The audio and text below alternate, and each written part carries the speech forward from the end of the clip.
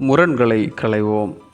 பின்னும் தேவன், இதோ பூமியின் மேல் எங்கும் விதை தரும் சகலவித பூண்டுகளையும் விதை தரும் கனிமரங்களாகிய சகலவித விருட்சங்களையும் உங்களுக்கு கொடுத்தேன்.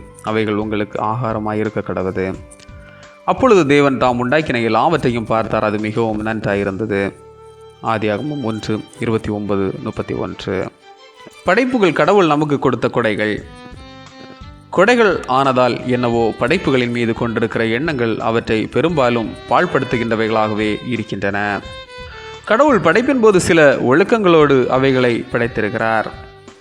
ஆதியாகமம் 1:29 விதை தருகின்ற சகலவித பூண்டுகளையும் கனிமரங்களையும் விருட்சங்களையும் படைத்து அவைகளை உணவாக கொடுத்தார். ஆனால் இன்றைய நிலையில் விதையில்லா கனிகளும் பழங்களுமே எங்குமே காண கிடைக்கின்றன. இத்தகைய முரண்பட்ட வாழ்க்கை முறையால் தாவர வகைகளின் இனப்பெருக்கம் மட்டுப்படுத்தப்படுவதோடு மட்டுமல்லாமல் அவைகளை பயன்படுத்துகின்றவர்களும் இயற்கையின் பலன்களை முழுமையாக அனுபவிக்க இயலாமல் போகிறது. மருத்துவ குணங்கள் கிடைக்காமல் போகிறது. அதிக விளைச்சல் தருவதற்காக உருவாக்கப்பட்ட ஹைபிரிட் பழங்கள் அல்லது விதையில்லாத பழங்கள் அதனை உற்பத்தி செய்பவர்களுக்கு மட்டுமே பண லாபத்தை கொடுக்கிறது. இயற்கை நியமித்த ஒரு விஷயத்தை மனிதன் தன்னுடைய தேவைக்காக மாற்றி அமைக்கக்கூடாது. இதனால் சமசீரற்ற நிலை உருவாகி நோய் தாக்குதல் ஏற்படும் வாய்ப்புகள் அதிகரிக்கலாம்.